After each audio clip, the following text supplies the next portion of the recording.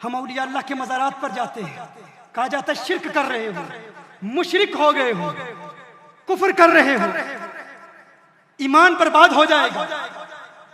ہم آپ کو شرک سے بچانا چاہتے ہیں، کفر سے بچانا چاہتے ہیں، ہمیں آپ سے پیار ہے، آپ کی بہتری کے لیے کہہ رہے ہیں۔ ایک جواب دے دیجئے، صحیح بخاری کی حدیث ہے، حضور نے ارشاد فرمایا انی واللہ ما اخاف علیکم ان تشرکوا بعدی، ہے میرے امتیوں، مجھے اللہ کی قسم مجھے میرے بعد تمہارے شرک میں مبتلا ہونے کا کوئی خوف نہیں، کوئی خوف نہیں۔ حضور نے اللہ کی قسم ارشاد فرمائی، حضور اللہ کی قسم ارشاد فرما کر فرما رہے ہیں، ہے میری امت، مجھے اللہ کی قسم مجھے میرے بعد تمہارے شرک میں مبتلا ہونے کا کوئی خوف نہیں۔ ضعیف حدیث نہیں ہے، صحیح بخاری کی حدیث ہے۔ کلمہ گو مسلم جب کلمہ پڑھ لیتا ہے وہ شرک نہیں کیا کرتا۔ اب کوئی کہے مجھے تم سے بڑا پیار ہے، بڑی محبت ہے، کہو بہت ہوگی، لیکن تو میرا ماما لگتا ہے، تو میرا کیا لگتا ہے؟ وہ جو میرے لگتے ہیں، جن کو مجھ سے پیار ہے، جو میرے لیے راتوں کو اٹھ کے دعائیں کرتے رہے، وہ کہتے ہیں مجھ محمد کو اللہ کی قسم تم شرک نہیں کر سکتے، تو دین کا ٹھیکیدار لگتا ہے، تجھے بہت خوف ہے میں ان کی مانوں یا تیری مانوں۔ پہلی بات تو درگاہیں بنانا ہی غلط ہے۔ رسول اللہ صلی اللہ علیہ وسلم نے قبر کو پختہ کرنے سے منع کیا، قبر کے اوپر گنبد بنانے سے منع کیا، قبر کو چونا گچ کرنے سے منع کیا، قبر پہ لکھنے سے منع کیا، قبر پہ بیٹھنے سے منع کیا۔ تو یہ اگر اسلامی اسٹیٹ ہوگی تو جتنی درگاہیں، جتنے دربار بنے ہوئے ہیں ان کو توڑ دیا جائے گا۔ رسول اللہ صلی اللہ علیہ وسلم کی سنت کے عین مطابق ہے۔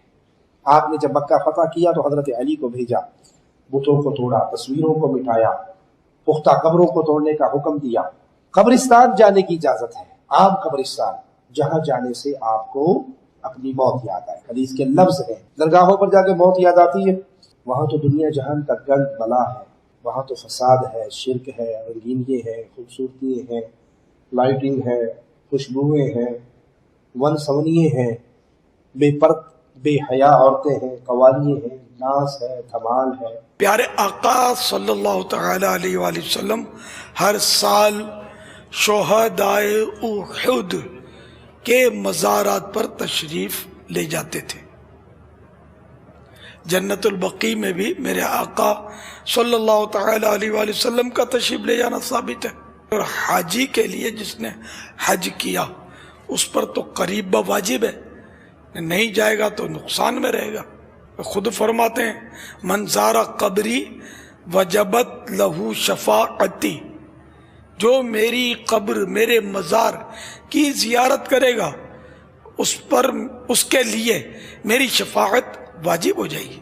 تو پیارے آقا صلی اللہ تعالی علیہ وآلہ وسلم نے خود اپنے مزار شریف پر ہم غلاموں کو طلب کیا ہے، بلایا ہے، تو یوں کہیے کہ ہم اس لیے جاتے ہیں مزار مصطفیٰ پر صلی اللہ تعالی علیہ وآلہ وسلم۔ رہے مزارت اولیاء، تو میں نے ابھی آپ کو عرض کیا کہ وہ شہدائے احد کے مزارات پر پیارے آقا صلی اللہ تعالی علیہ وآلہ وسلم ہر سال تشریف لے جاتے ہیں۔ میں ابو ایوب انصاری کے مزار پر گیا، کھڑے ہونے کی جگہ نہیں، اور مولانا روم کی قبر پہ گیا تو عجب تماشا دیکھا، مسلمانوں سے زیادہ غیر مسلم قبر پہ کھڑے تھے، اور پہلا مزار دیکھا جس پر ٹکٹ لگا ہوا ہے، پوری دنیا پہ رہا ہوں، مزاروں پہ گیا ہوں، ان کو اتنے وزٹر آتے ہیں کہ وہاں کی وہ جو کونسل ہے پورنیا کی، انہوں نے وہاں 20 لیرے کا ٹکٹ لگا تھا، 950 روپے کا پڑتا ہے۔ اللہ کے دوست مر کے بھی زندہ تھے۔ خواجہ نظام الدین اولیاء کی قبر پر گیا تو وہاں ہندو بھی بیٹھے دعائیں مانگ رہے تھے، سکھ بھی بیٹھے دعائیں مانگ رہے تھے، ایمان والے بھی دعائیں مانگ رہے تھے، اور باہر جو دیگیں تقسیم ہو رہی تھی اس میں ہندو تقسیم کرنے والے زیادہ تھے، مسلمان تھوڑے تھے۔ ان کو قبر کے کیڑے بھی آسانی سے ہاتھ نہیں لگا سکتے۔ محمود غزنوی دنیا کا سب سے بڑا بادشاہ تھا اپنے دور میں، اور 1974 میں غزنی میں زلزلہ آیا، اس کی قبر پھٹ گئی، تو انہوں نے قبر کو دوبارہ ٹھیک کرنے کے لیے ساری کو کھول دیا۔ اس کو مرے ہوئے 1000 سال ہوئے تھے، نہ علامہ نہ محدث، نہ مفسر، نہ مولانا، نہ پیر صاحب، نہ شیخ صاحب، نہ حضرت صاحب، بادشاہ. تو سارے چھوٹے چھوٹے تاجر بیٹھے ہو. بادشاہ، دنیا کا سب سے بڑا بادشاہ، اس کا کفن بھی میلا نہیں ہوا تھا، 1000 سال گزر گئے تھے. یوں لگتا تھا جیسے آج ہی اس کو کوئی قبر میں اتار کے گیا ہے. درباراں تے اسی جاندے ہاں تے اے چما چٹی تے بوئے چمنے تے سجدے نے شکلاں بنانیاں، اے ساریاں رسول اللہ دی تعلیمات کے خلاف ہیں. جا کے قبر پہ فاتحہ پڑھا کرو، زیادہ نہیں آتا تے الحمد شریف پڑھ کے ولدالین تک 3 باری کل شریف پڑھ کے پھونک کے اپنے سینے تے ہاتھ چکو، یا اللہ اسی تیرا نیک بندہ سمجھ کے آئے ہیں، جہاں پر ہم اچھا سمجھ کر آئے ہیں، ہم سے اچھے ہیں. تو اگر ان کے مقام رسیدہ ہیں، تیرے کاغذوں میں فٹ ہیں، ٹھیک ہیں، تو ان کے صدقے ہم پر کرم کرنا. اور اگر کوئی لغزش خامی رہ گئی ہے بتقاضائے بشریت، کیونکہ مکمل انسان تو کملی والا ہے نا، تو اگر کوئی کمی بیشی رہ گئی ہے تو میں نے جو تلاوت کی ہے یہ میں ہدیہ کرتا ہوں اس صاحب مزار کو، اس کی لغزش کو معاف فرما اور اس کے درجات کو بلند فرما. فرمایا اے میری امت، مجھے جانے کے بعد تم پر اس بات کا کوئی خوف نہیں رہا کہ تم شرک کرو گے. اعلان کر دیا اب میری امت مشرک نہیں ہوگی، میری امت مشرک نہیں ہوگی. یہ آقا اسلام نے اعلان کر دیا کہ تم شرک کرو گے، بلکہ یہ ڈر ہے کہ دنیا داری کرو گے، دنیا میں پھنس جاؤ گے، اس میں الجھو گے، فساد کرو گے دنیا کے مال کے لیے، یہ ڈر ہے. مگر یہ ڈر نہیں رہا کہ شرک کرو گے. اللہ ان تشرکوا بعد انی لا اخاف علیکم ان تشرکوا بعد ولکن ان تتنافسوا فیہا. آقا اسلام نے اعلان کر دیا کہ میرے بعد تم شرک نہیں کرو گے، مشرک نہیں ہوگے. سو جو شخص حضور کی امت کو اب مشرک کہے گا وہ معاذ اللہ حضور کے اعلان کی نفی کر رہا ہے. اور یہ اعلان اس مقام پر کیا کہ شرک نہیں کرو گے جب شہدائے احد کا عرس فرما رہے تھے.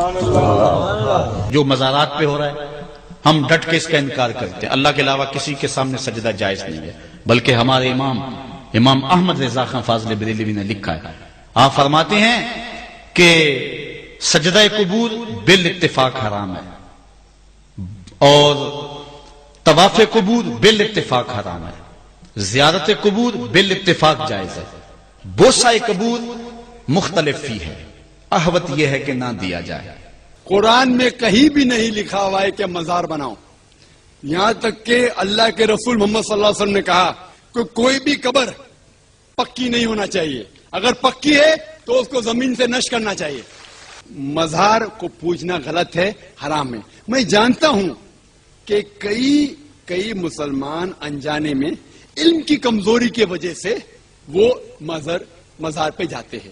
اور میرا یہ کہنا ہے کہ بہت سا کلچر جو ہے، یہ کلچر ہمارے زندگی میں آ جاتا ہے، اور ہمارے باپ دادا پہلے کہیں نہ کہیں ہندو تو ہوں گے، تو ہمارے باپ دادا جاتے تھے مندر، تو ابھی جا رہے ہیں مزار میں. آہستہ آہستہ تبدیلی آ رہی. تو میری درخواست ہے کہ اگر آپ اسلام ان بھائیوں سے جو مزار جاتے ہیں، مسلمان بھائیوں، مزار پہ جانا بالکل غلط ہے. محمد صلی اللہ علیہ وسلم نے کہا کہ آپ قبر پہ جاؤ.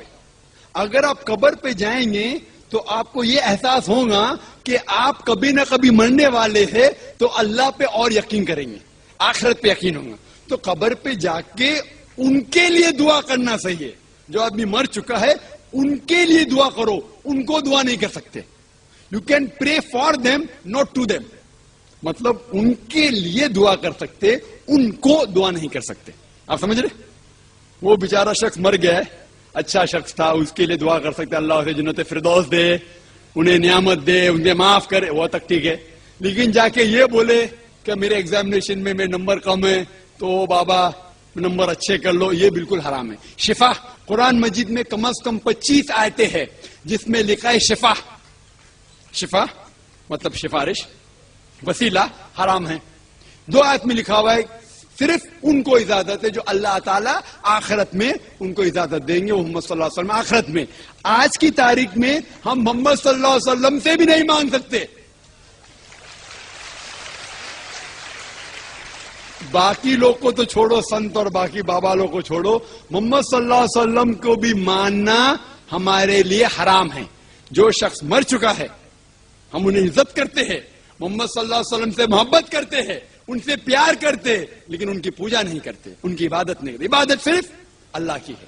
ایک حدیث کوٹ کر رہا ہوں جسے حضرت عقبہ بن عامر رضی اللہ تعالیٰ عنہ نے روایت کیا ہے۔ حضور صلی اللہ علیہ وسلم ایک روز صحابہ کرام کے ساتھ انہیں ساتھ لے کر عقبہ بن عامر رضی اللہ تعالیٰ عنہ فرماتے ہیں شہدائے احد کے مقام پر تشریف لے گئے۔ وہ مقام جو مدینہ طیبہ سے کم و بیش 2 میل باہر ہے، جہاں غزوہ احد پیش آیا تھا، اور حضرت سیدنا سید الشہداء امیر حمزہ رضی اللہ تعالیٰ عنہ بھی جہاں مدفون ہیں دیگر شہدائے احد کے ساتھ۔ تو آپ فرماتے ہیں کہ آقا علیہ الصلوۃ والسلام صحابہ کرام کو ساتھ لے کر مدینہ طیبہ سے نکلے، شہدائے احد کی زیارت کے لیے اس مقام پر پہنچے، اور ان پر جا کے آپ نے دعا فرمائی۔ اب اس کے دونوں معنی بیان کیے گئے ہیں کہ آپ نے نماز پڑھی دوبارہ ان پر جیسے میت پر پڑھی جاتی ہے، اور ایک معنی یہ بھی ہے کہ اموات پر جس طرح دعا کی جاتی ہے تو ان کے حق میں آقا علیہ السلام نے ان کی قبور پر جا کے دوبارہ دعا کی۔ یہ بات ذہن نشین رہے کہ آقا علیہ السلام کا یہ تمام کثرت کے ساتھ صحابہ کرام کے گروہ کو ساتھ لے کے شہدائے احد کے مزارات پہ جانا، یہ بخاری اور مسلم کی متفقہ علیہ حدیث سے ثابت ہو گیا۔ یہ واقعہ آقا علیہ السلام کی حیات طیبہ کے آخری سال میں پیش آیا۔ اس سے سال بعد حضور علیہ السلام کا وصال ہو گیا، جس سے معلوم ہوتا ہے کہ یہ 9 ہجری کے اواخر میں، 9 ہجری کا واقعہ ہے، اس کے اواخر میں، سن 9 ہجری کا۔ دوسری بات یہ اسٹیبلش ہوتی ہے، یہ برسبیل تذکرہ یہ بات آ گئی ہے جملہ معترضہ کے طور پر، کہ انفرادی طور پر تو حضور علیہ السلام ہر ہفتے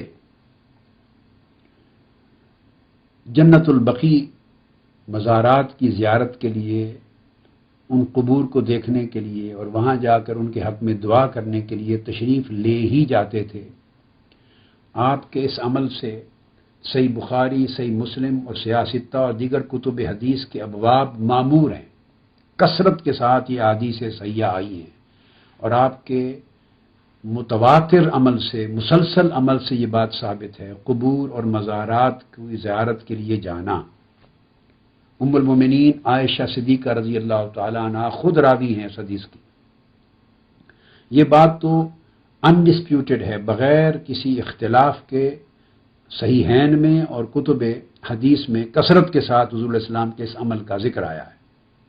مگر یہ حدیث جو آج متفق علیہ ہے، یہ بھی صحیح بخاری اور مسلم کی جو آج میں پڑھ رہا ہوں، اس سے یہ بات اسٹیبلش ہو گئی کہ اجتماعی طور پر بہت سے صحابہ کرام کو ساتھ لے کر اجتماعی طور پر مزارات پر جانا، کسی مزار پر، وہ شہدائے احد پہ کے مزارات پہ آقا علیہ السلام گئے اور بہت سے صحابہ کرام کو ساتھ لے کر، تو وہاں اجتماع کرنا، اکٹھے ہونا، مل کر دعا کرنا، یہ عمل بھی حضور علیہ السلام کی سنت طیبہ سے ثابت ہے۔ آدمی مزارات پر زیارت کے لیے تنہا جائے یا اجتماع ہو اور بھی لوگ کثیر تعداد میں جمع ہوں اور دعا کریں، تو یہ حضور علیہ السلام کی اور صحابہ کرام کی سنت ہے۔ تو جب آپ نے وہاں دعا فرما دی شہدائے احد پر، ثم انصرف الی المنبر، پھر وہاں منبر رکھا گیا آقا علیہ السلام کے لیے۔ یہ حدیث کے الفاظ ہیں، تو آپ پلٹے اور منبر پر قیام فرما ہوئے۔ اب صاف ظاہر ہے کہ شہدائے احد جہاں ان کی قبور اور مزارات تھیں، وہاں پر کوئی منبر پہلے سے تو موجود نہیں تھا۔ یہ بات ایک یعنی عقل میں آتی ہے، یہ قیاس کی بات ہے۔ اگر ایک آدمی اس کو کامن سینس کے ساتھ سوچے تو خود بخود اس نتیجے پر پہنچے گا وہ اس وقت مسجد تو نہیں تھی اور نہ وہاں کوئی ممبر تھا، نہ وہاں جلسے ہوتے تھے، مزارات تھے شہداء کے. تو آقا علیہ الصلوۃ والسلام صحابہ کرام کو لے کر اجتماعی طور پر وہاں تشریف لے گئے، زیارت کی، ان کو دیکھا اور دعا فرمائی. ممبر وہاں کہاں سے آ گیا؟ لا محالہ آقا علیہ الصلوۃ والسلام کے حکم پر وہاں ممبر رکھنے کا انتظام کیا گیا تھا. تو جب ممبر پہ قیام فرما ہوئے تو حضور علیہ الصلوۃ والسلام نے خطاب فرمایا. تو گویا مزارات کی زیارت کرنا، وہاں اجتماع منعقد کرنا اور وہاں خطاب کرنا، یہ عمل بھی حضور صلی اللہ تعالی علیہ وآلہ وسلم کی سنت بن گیا.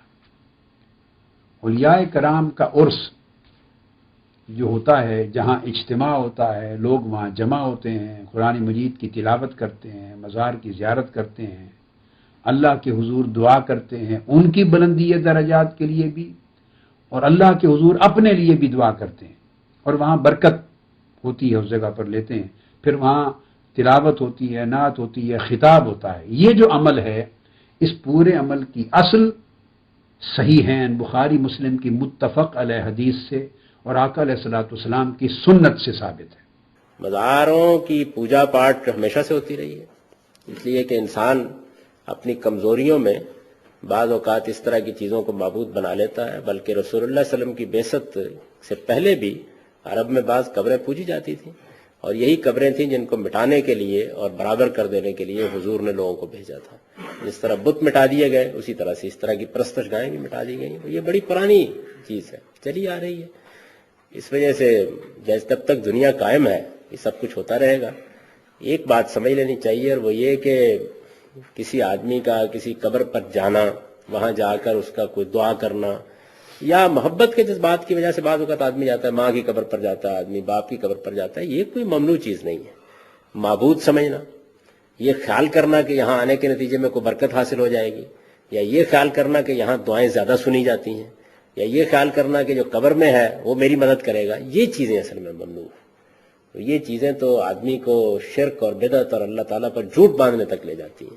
ان کے علاوہ آپ کسی جگہ جانا چاہتے ہیں، کسی قبر پر جانا چاہتے ہیں، اس میں آپ کی ماں کی باپ کی قبر ہے، اس میں آپ نے 2 پھول بھی جا کے رکھ دیے ہیں، اس سے کوئی فرق نہیں پڑتا. یہ محبت کے جذبات کا اظہار ہے. تو محبت کے جذبات جب تک ہیں اس وقت تک جائز ہے. اس سے آگے جب پرستش کے جذبات پیدا ہوں تو پھر رک جائیے، اس لیے کہ وہ پھر شرک ہے، اس سے ہر مسلمان کو بچنا چاہیے. بخاری مسلم شریف میں باب قائم ہے، امام مسلم نے باب قائم کیا، اللہ کی حضور کی امت کے وہ ولی جو بغیر حساب و کتاب کے جنت میں جائیں گے، متفق علیہ حدیث. فرمایا 70,000. اور اب جو صحیح بخاری اور مسلم کی حدیث دے رہا ہوں، سہل بن سعد الساعدی راوی ہیں، فرمایا 70,000. اور حدیث میں راوی کہتے ہیں قال او 700,000 700,000. فرمایا 7 لاکھ افراد ہوں گے. کتنے؟ ایک حدیث میں فرمایا 70,000، دوسری روایت میں راوی کہتے ہیں فرمایا 7 لاکھ. بولیے کتنے؟ 7 لاکھ افراد آقا علیہ السلام نے فرمایا جنت میں جائیں گے، اور بغیر حساب و کتاب کے جنت میں جائیں گے. اور پھر کیسا ہوگا؟ پہلی حدیث میں فرمایا 70,000 جنت میں جائیں گے، اور ان میں سے ہر ایک 1000 کا عالم کیا ہوگا؟ اپنے ساتھ ہر کوئی 70,000 افراد بغیر حساب و کتاب کے لے کے جنت میں جائے گا.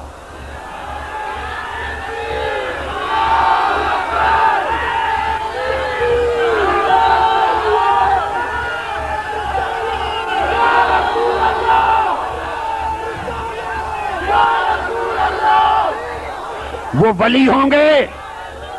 سنو لوگوں، میں آپ کو صحیح بخاری سنا رہا ہوں، میں آپ کو صحیح مسلم سنا رہا ہوں کہ 70,000 میں سے ہر 1000 اپنے ساتھ 70,000 بغیر حساب و کتاب کے پھر لے کے جنت میں جائے گا. ارے دیکھو جنت کا منظر کیسا ہوگا.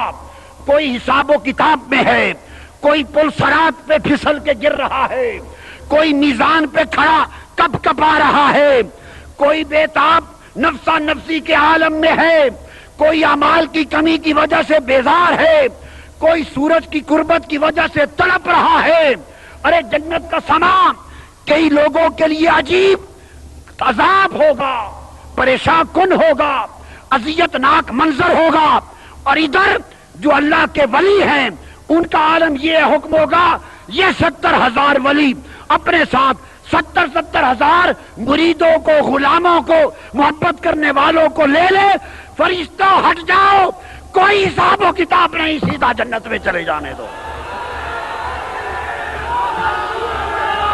صحیح بخاری میں ہے، سنو اب صحیح بخاری کی حدیث بتا رہا ہوں، لَيَدْخُلَنَّ الْجَنَّةَ مِنْ أُمَّتِي، کتنا 700,000 7 لاکھ ولی، کتنے حضور کی امت سے بغیر حساب و کتاب کے جنت میں جائیں گے۔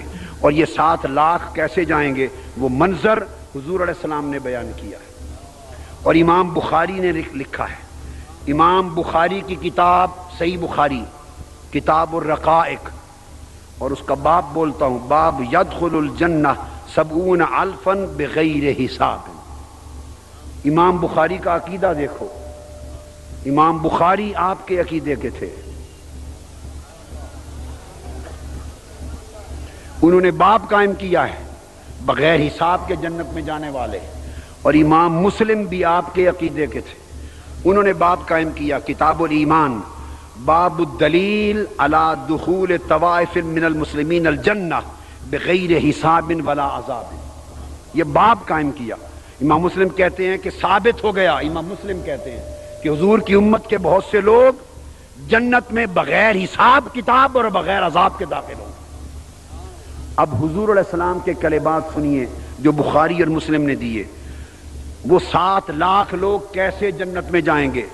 حدیث سے بخاری اور حدیث سے مسلم کے لفظ ہیں، 700,000 7 لاکھ لوگ جنت میں جائیں گے بغیر حساب و کتاب کے، متماسکون آخذ بعضهم ببعض، وہ 7 لاکھ لوگ قطاریں بنا لیں گے، آگے شیخ ہوگا، آگے ولی ہوگا، آگے کامل ہوگا، پیچھے اس سے محبت کرنے والے غلام ہوں گے، آگے کامل ولی ہوگا، پیچھے ادب کرنے والے ہوں گے، آگے شیخ ہوگا، پیچھے غلام ہوں گے، متماسکون ایک دوسرے کو تھامے ہوں گے، آخذ بعضهم ببعض، وہ کہیں گے ارے میرا ہاتھ پکڑ لو، اگلا کہے گا میرا ہاتھ پکڑ لو، ایک دوسرے کا ہاتھ پکڑ کے 7 لاکھ لوگ زنجیر بنا لیں گے، حکم ہوگا یہ 7 لاکھ لوگوں کی زنجیر ساری جنت میں چلی جائے۔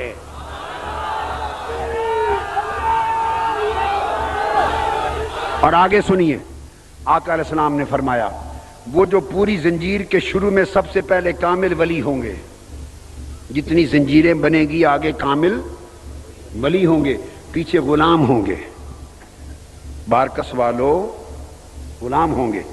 تو حضور نے فرمایا وہ جو سب سے پہلے ہوگا، لا يدخل اولهم حتی يدخل آخرهم، فرمایا خدا کی قسم وہ سب سے آگے کھڑا ہونے والا کامل ولی اس وقت تک جنت میں قدم نہیں رکھے گا جب تک اس کے غلاموں کا آخری شخص بھی ساتھ جنت میں نہ چلا جائے۔ اور پھر آقا علیہ السلام نے فرمایا، صحابہ نے پوچھا یا رسول اللہ ان ولیوں کی کوئی پہچان بھی ہوگی، کیسے دکھتے ہوں گے ولی، کیسے دکھتے ہوں گے؟ تو قربان جاؤں میرے آقا نے فرمایا وجوہہم علی صورت القمر لیلۃ البدر، قیامت کے دن 14ویں رات کے چاند کی طرح ولیوں کے چہرے چمک رہے ہوں گے، 14ویں رات کے چاند کی طرح ولیوں کے چہرے چمک رہے ہوں گے۔